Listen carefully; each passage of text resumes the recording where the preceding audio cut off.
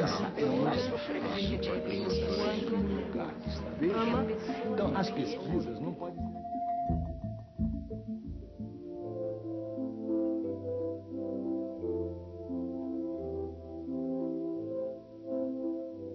Olha, eu tive um professor quando estudei no Colégio Estadual de Minas Gerais, que era um professor de filosofia. Esse professor é que, na verdade, me iniciou ali no caminho da filosofia, me mostrou pela primeira vez esse caminho que hoje percorro e que marca a minha vida. E ele era um sujeito meio antiprofessor, pelo menos do jeito como a gente tem essa imagem. Ele costumava nos desafiar muito. Ele dizia: Dona Terezinha, se vai ficar depois cuidando de fraldas e de panelas, para que ficar lendo Descartes? Mas fazia isso de um jeito curioso que me fazia pensar: hei de cuidar de fraldas e panelas, mas saberei Descartes. Olha, eu tive uma professora em especial que ela era extremamente respeitosa na relação com os alunos. Isso eu fiquei muito impactada, né? Ela tinha uma cultura muito grande, ela sabia muita coisa e trazia uma quantidade de informação muito grande, mas o essencial nela é que ela, eu lembro, eu era pequena, enfim, 10, 11 anos, que foi quando eu estudei com ela, que a gente estava escrevendo e ela punha a mão assim, muito suave na mão da gente, sabe? Suave, assim, uma mãozinha levezinha, assim, e aquilo parecia que você se fortalecia naquele momento. Quer dizer, não era só comigo, eram com os alunos da classe, era um toque no ombro, sempre teve essa coisa do acolhimento, do cuidado, sabe? E que ela me fez repensar muita coisa, né? E me fez querer ser professora, né?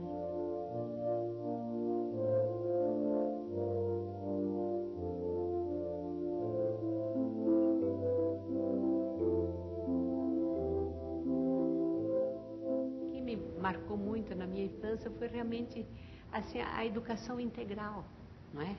Sempre aquela preocupação, nós cantávamos muito, nós brincávamos muito, nós rezávamos muito, nós participávamos muito.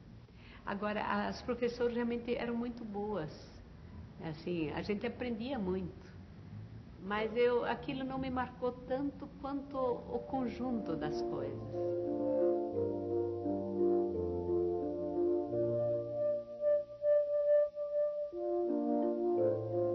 A memória é exatamente igual a uma escorredora de macarrão. Quando a gente vai fazer macarrão, a primeira coisa, você põe água para ferver. Aí você põe um macarrão para ferver junto com a água. Depois que o macarrão está mole, o que você vai fazer? Você não vai usar aquela água, você tem que se livrar daquela água. Então você pega a panela com o macarrão e a água e joga no escorredor de macarrão. O que acontece? A água vai embora, só sobra o que é útil, o que dá prazer, o macarrão. A memória é precisamente assim. As coisas que não são úteis e que não dão prazer, elas escorrem, elas desaparecem. Aquilo que a gente lutou tanto para aprender, causa da Guerra dos 100 Anos, dígrafo, o uso do pronome ser, isso vai tudo desaparecer, vai ser tudo esquecido, porque isso não está integrado com a vida, só vai sobrar aquilo que realmente está integrado com a vida.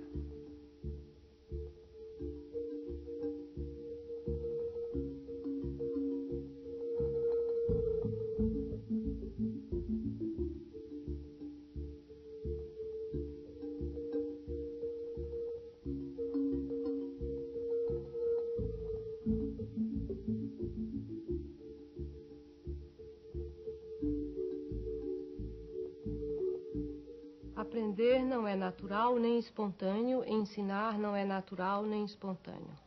Por isso inventou-se a escola. Porque senão não precisava escola. A minha preocupação tem de ser com o aluno, a minha única preocupação é o aluno. O conteúdo é apenas acessório, como diz o Roland Barthes. O conteúdo, ele vem pela banda, ele é acidental, é alguma coisa que vai chegando por trás. Porque a coisa realmente essencial na educação é a gente ser capaz de conversar e compreender uma situação que está sendo vivida. Então, mas isso precisa mudar a cabeça dos professores. Então, uma coisa que eu penso é o seguinte, que a grande questão da educação não é nem currículo, nem programa, nem lei de diretrizes e bases, porque as pessoas vão continuar a fazer as coisas do mesmo jeito. As pessoas não se transformam por causa de leis. O grande segredo da educação é a cabeça dos professores. Nós teremos uma educação transformada quando os professores começarem a olhar para os alunos de uma maneira diferente. Ou seja, começarem a sentir que os alunos são companheiros numa grande aventura de viver. Eu tenho que saber como é que o homem aprende, para poder facilitar que ele aprenda. Agora, como? Tenho certeza que não é ouvindo. Tenho certeza que ele tem que estar envolvido nessa ação.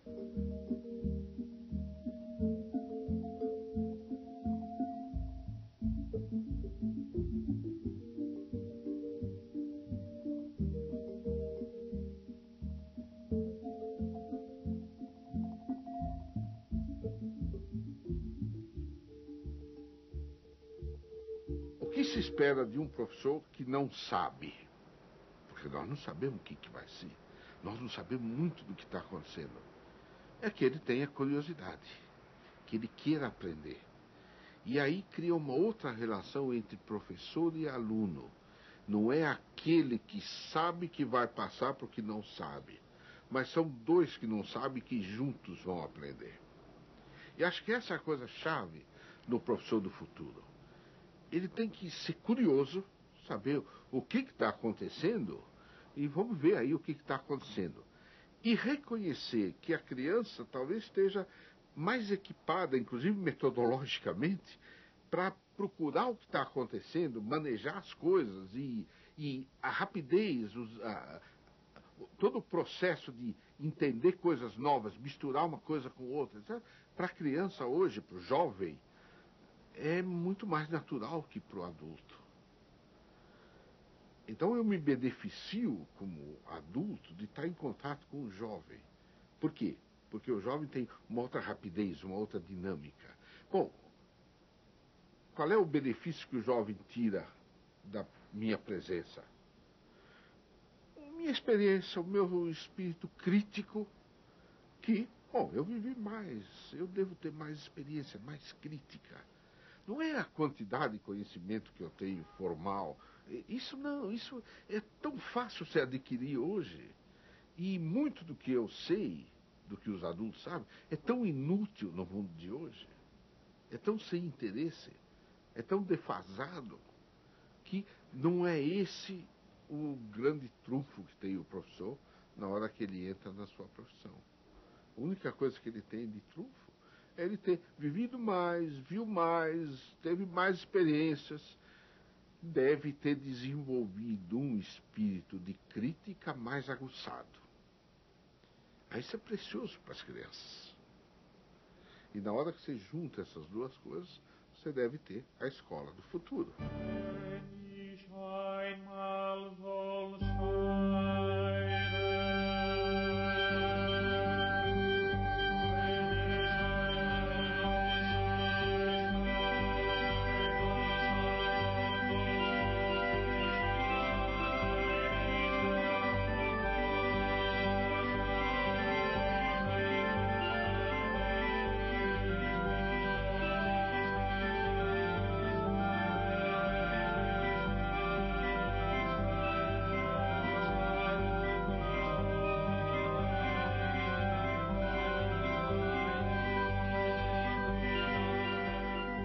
Educar quer dizer extrair de dentro para fora, não é? E educação, na verdade, eu acho que é justamente esse apostar na vida, essa crença que o ser humano traz o equipamento para a vida, né? E de que você permita que ela se expresse. Então, a escola deve ser um espaço que favoreça essa expressão, né?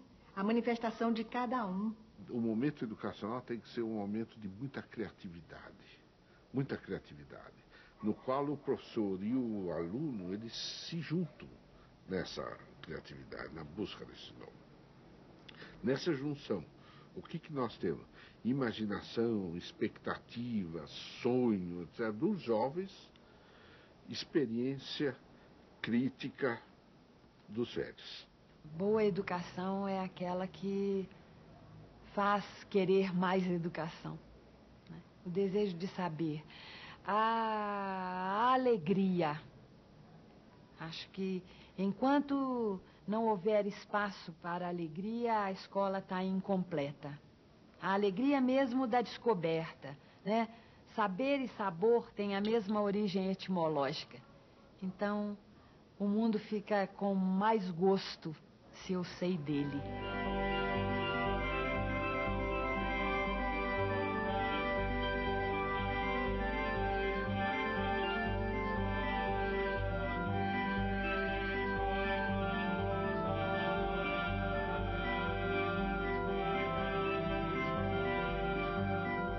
Saber é uma coisa muito necessária, sem a qual a gente não vive e que existe na cabeça.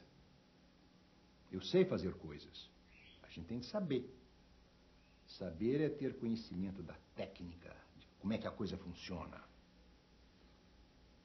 Sabor é outra coisa completamente diferente. Saber acontece na cabeça. Sabor acontece na língua. É quando a gente degusta. Sabor tem a ver com sábio. O sábio é um especialista em sabores. Sábio, sapio, em latim, quer dizer eu degusto. Então, o que é que dá felicidade para a gente? É a gente saber a teoria das comidas ou é a gente degustar a comida? Saber é muito importante para fazer a comida, mas a felicidade vem quando a gente degusta a comida. Então eu diria o seguinte, que o objetivo da vida é que a gente deguste. Degustar significa o quê? A gente degusta não é só com a boca, a gente degusta com o nariz, com os olhos, com todos os sentidos. Degustar uma obra de Bach.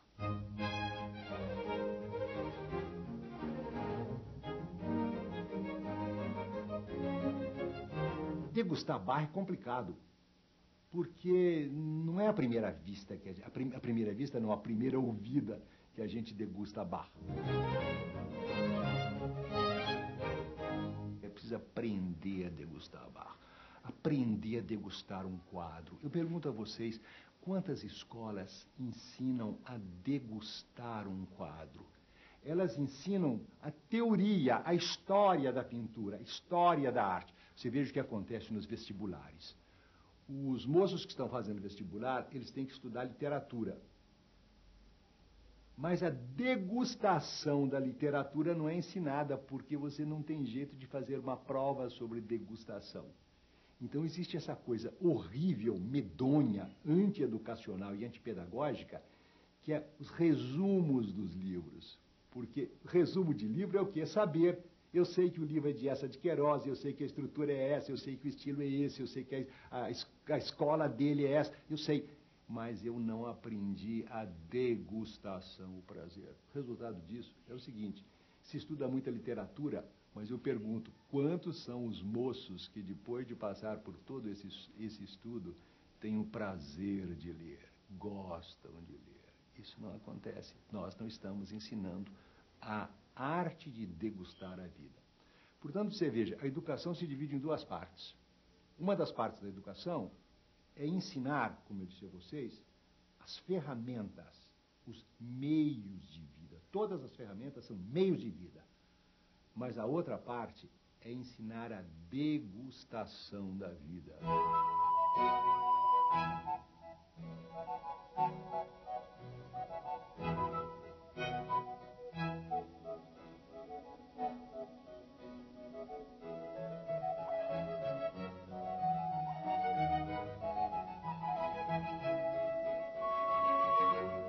A tarefa do educador é gestar, desafiar esta consciência, o nascimento dessa consciência. Mas, rapaz, por que você sempre é do contra, hein? Mas, menino, vem cá, por quê? Fundamente. que você está dizendo? Por que você pensa isso?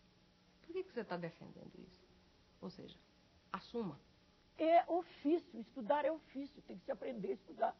Ninguém aprende a cuidar de vaca, de boi, de planta, sem começar a praticar. Se ele não aprende, não começa a aprender a estudar, ele não vai aprender nunca. Ninguém ensina. Ele vai devolver o que o professor diz, porque a prova leva a isso. O tipo de avaliação por prova leva a isso. E a outra coisa que eu acho que a gente tem que fazer é, de alguma maneira, ajudá-los a acender a própria fogueira da busca do seu próprio saber.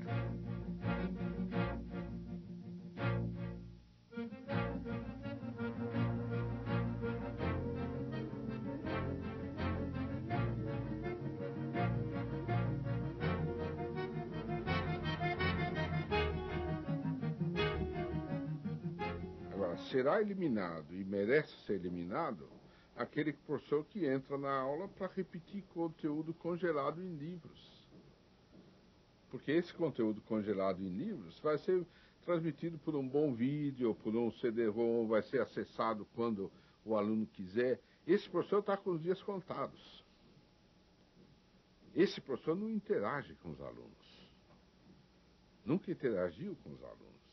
Esse professor fica falando sozinho e os alunos ficam ouvindo e anotando. Esse professor não tem futuro. Qual é o professor necessário e que eu acho que tem muito futuro e é indispensável? É aquele professor que se comunica, que interage com os alunos, que se junta ao aluno na aventura de descobrir o novo.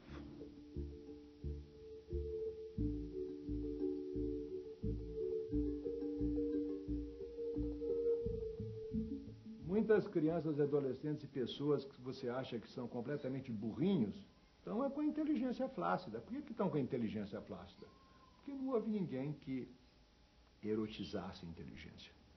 É preciso que a inteligência seja erotizada. Aliás, é interessante o Fernando Pessoa falar nisso. Ele tem um verso que ele diz: sinto uma erecção na alma.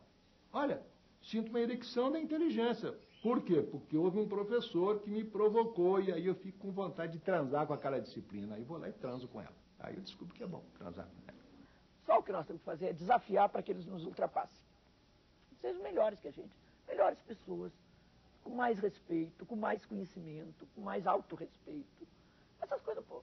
Mas não é ser bonzinho, é ser exigente. Eu não acredito que a educação seja espontânea. Eu acho que a gente tem que pôr metas para eles.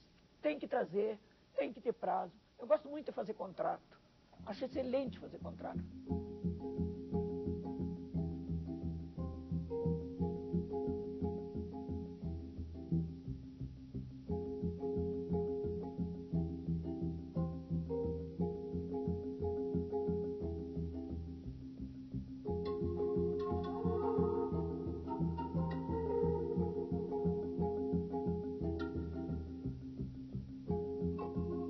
Nós esperamos que o futuro seja melhor. Agora, o futuro vai ser lidado em situações que nós hoje desconhecemos. Quem vai ser capaz de lidar com o futuro? Aqueles que vão viver no futuro, que são as crianças de hoje. Como a gente pode preparar essa criançada? Que instrumentos? Nós não conhecemos a situação do futuro. E a aceleração com que as coisas vão se transformando, o máximo que a gente pode dizer para eles é: olha, atenção e procure fazer as coisas bem feitas no futuro. Como fazer? Nós não sabemos. Quem vai construir o futuro é essa criançada.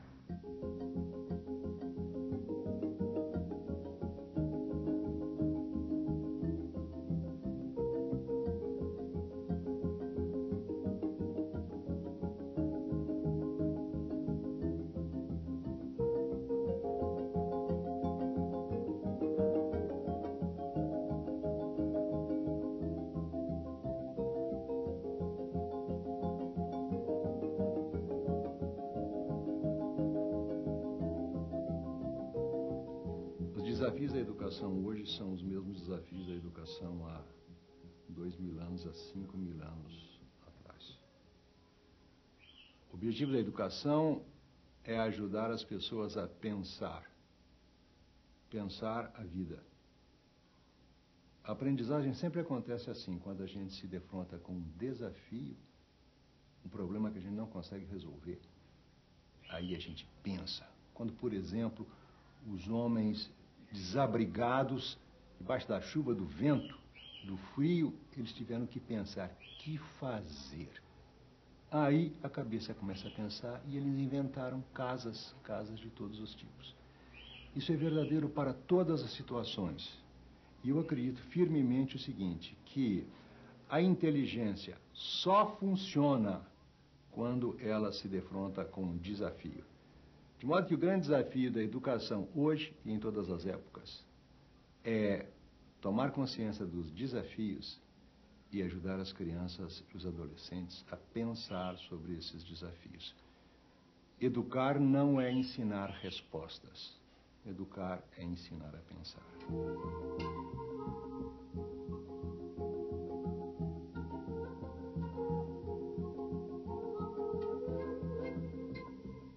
Essa tecnologia é parte do mundo de hoje. Se muitas vezes nós nos sentimos ameaçados por essa tecnologia, é uma certa insegurança que nós temos por não dominar tão bem. E os jovens estão no processo de dominar muito melhor do que a gente. E com isso, nós sentimos de algum modo que eles estão numa posição de privilégio com relação a gente no manejo com essas novas tecnologias. Ter medo desse privilégio dos jovens só pode ser inibidor da gente utilizar plenamente essa tecnologia. Porque ainda o professor vê a posição dele perante os jovens baseado num sistema de autoridade que é por ele saber mais. E na hora que aparece uma coisa que ele reconhecidamente sabe menos, ele se sente intimidado. E com isso pode rejeitar essa tecnologia. Eu acho que usar a tecnologia amplamente é chave para a educação no futuro. E isso não quer dizer substituir o professor pela tecnologia, óbvio.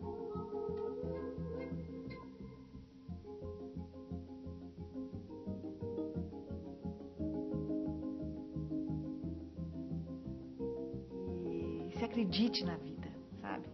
Eu acho que é ótimo que as máquinas ocupem as funções, sabe, menores do ser humano e que o permita ser poeta, que o permita estar de frente de um pôr do sol, como estava com uma criança aqui num acampamento, em que ela, olhando com 4 anos o pôr do sol, ela dizia para mim: eu não sei ainda se é o sol que desce ou se é a terra que sobe.